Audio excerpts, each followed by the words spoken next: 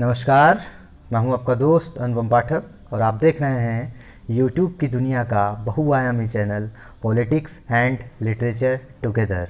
मैं चैनल पर नए नए शुरू हुए एपिसोड यानी वीडियो श्रृंखला की दूसरी कड़ी लेकर के हाजिर हूं, जिसका नाम है विचार।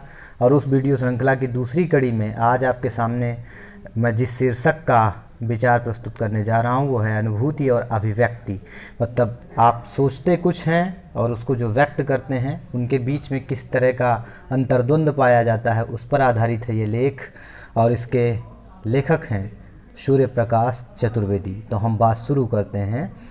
कहने का तात्पर्य है, किसी से शायर ने कभी कहा था कि सिर्फ अंदाज़े बयां ही रंग बदल देता है, वरना दुनिया में कोई बात नई बात नहीं। तो जो कुछ आप सोचते हैं वो कई बार पुरानी होकर के भी आपके जो अनुभूति को अभिव्यक्त करने का जो अंदाज़ है वो चीज़ों को अलग तरीके से प्रस्तुत करने की क्षमता रखता है। उसी क्षमता को यहाँ एलेबोरेट करने की कोशिश की गई है, बताने की कोशिश की गई है कि एक प्रकार से जो आप सोचते हैं और जो अभिव्यक्त करते हैं उसमें कई बार जब खामी रह जाती है तो उसे क्या कहा जाता है। अनुभूति को अभिव्यक्ति का वरदान मिलना दुर्लभ संयोग है, वरना लोग यही कहते रहते हैं कि जैसा उन्होंने सोचा था उसे वैसा व्यक्त करने में थोड़ी सी कमी रह गई। सवाल ये है कि जो हम कहना चाहते हैं वह ठीक उसी तरह कह पाते हैं जिस तरह कहना चाह रहे थे। कहीं ऐसा तो नहीं कि कह देने के बाद ऐसा लगता हो कि हम इसे ठीक तरह से नहीं कह पाए जिस तरह कहना चाह रहे थे।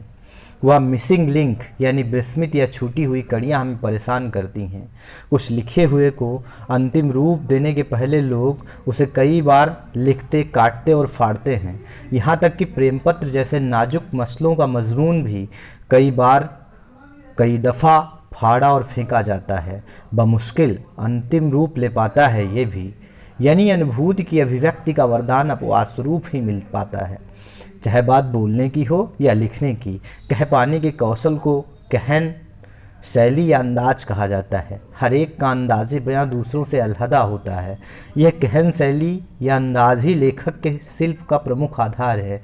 अपनी बात ठीक से न कह पाने का मलाल और शिकायत शायर भी अक्सर अपने अपने लहजे में करते नज़र आते हैं। एक शायर ने कहा, कौन जाने शेर में कैसे हैं और कैसे नहीं, दिल समझता है कि जैसे दिल में थे वैसे नहीं। निदा फाजली कहते हैं कि हर नज़्म मुकम्मल होती है लेकिन वो ज़बां से जब कागज़ तक आती है थोड़ी सी कमी रह जाती है। तो वे यही तकलीफ़ बयां करते हैं। अच्छे वक्ता भी इस समस्या से जूझते रहते हैं। जीवन की उत्पत्ति और उसकी विकास यात्रा में भी विस्मृत कड़ियों की बात आ जाती है। बंदर से पूर्ण विकसित मानव के बीच भी कुछ नदारद या गायब सा लगता है और उसे ही मिसिंग लिंक कहा जाता है। बर्नार्ड शॉ सुंदर और प्रभावशाली अभिव्यक्ति के कायल थे और उसे सर्वोच्च वरीयता देते थे। वह कहते थे कि इससे बड़ी उपलब्धि और कोई नहीं है कि कोई व्यक्ति सुंदर प्रस्तुतिकरण में माहिर है। ये कहते थे कि वैसे तो उनकी आँखों में आंसू कम ही आते हैं, पर जब वे किसी सुंदर विचार को सुंदर शैली में व्यक्त कर पाते हैं तो बरबस उनकी आँखें खुशी से भर जाती हैं। सफल अभिव्यक्ति का संतोष और आनंद का लेखक को भी महसूस होता है। जब भी सफल अभिव्यक्ति हो जाती है तो लेखक गदगद हो जाता है अपने अंतर से। शब्दों का सोच विचार के बाद चयन और फिर उनको सही स्थान पर सजाने की कला लेखक की झोली में चार चांद लगा देती है। दरअसल सारा खेल शब्दों में चयन और उनकी जमावट का है। शब्द सटीक हों, औचित्य पूर्ण हो, उनमें सौंदर्य बोध हो, अर्थपूर्ण और भावपूर्ण हो और ऐसे ही कि उन्हें जैसे शब्दों से बतला न जा सके। ठीक ही कहा जाता है कि किसी बात को कहने का एक ही तरीका होता है और एक शायद ही उस बात को ठीक से कह सकता है।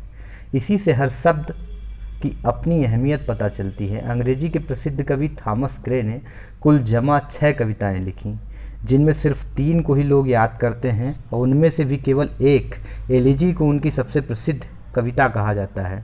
कहते हैं कि उन्होंने इसे कई बार लिखा और कई बार शब्द को बार बार बदले और तब जाकर उन्होंने अंतिम रूप दिया इसे। इससे पता चलता है कि कुछ लोग शब्दों के प्रति आवश्यकता से अधिक सचेत रहते हैं और इसके लिए वह खुद अपनी ही पंक्तियों को तब तक बदलते रहते हैं जब तक वह पूरी तरह संतुष्ट न हो। कुछ लोग इसे उनका आवश्यकता से अधिक सचेत होना मानते हैं। चुने हुए शब्दों को वाक्य के धागे में सलीके से पिरोने में सोने के जेवर गढ़ने जैसी ही कलाकारी आवश्यक है। मोती को माला में पिरोने जैसी कलात्मकता चाहिए। इसके लिए धैर्य चाहिए, एकाग्रता चाहिए, रचनात्मकता और समझदारी चाहिए।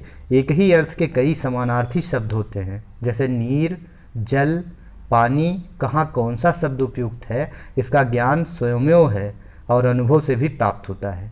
ठीक शब्द ही रचना को सार्थक करता है। लेखक चूँकि श्रेष्ठतम और सार्थक शब्दों का प्रयोग करता है, इसलिए कोई अन्य पर्यायवाची शब्द उसका स्थान नहीं ले सकता। खासकर कविता और शायरी में तो गलत शब्द लय ही बिगाड़ देते हैं। मसलन, न मान नीर का घटे, न शीश प्यास का झुके। इसमें नीर की जगह जल या पानी कविता को बेमजा कर देगा। अगर कहन यानी कहने की शैली, अभिव्यक्ति की खूबी हो तो गिने चुने शब्दों से भी बड़ी खूबसूरत बात कही जा सकती है। मसलन, दिल बुझा हो तो दिन भी रात है, दिल बुझा हो तो दिन भी है रात, दिल रोशन हो तो रात रात नहीं। एक शेर और है, मैं ऐसे शख्स को जिया में क्यों शुमार करूं, मैं ऐसे शख्स को जिया में क्यों शुमार करूं, जो सोचता भी नहीं, ख्वाब देखता भी नहीं। शुमार की जगह अगर शरीक लगाएं तो वजन यही रहता है और अर्थ भी, पर शुमार और शरीक में शेर में शुमार ही सार्थक लगता है। लोग ठीक ही कहते हैं कि अच्छा लेखन स्याही से नहीं, खून से लिखा जाता है। ऐसा सशक्त लेखन हो कि कागज़ ही जलने लगे। आज के वीडियो में बस इतना ही। हम आपको विचार श्रृंखला की तीसरी कड़ी के साथ फिर मिलेंगे। तब तक देखते रहिए पॉलिटिक्स एंड लिटरेचर टुगेदर। जय हिंद।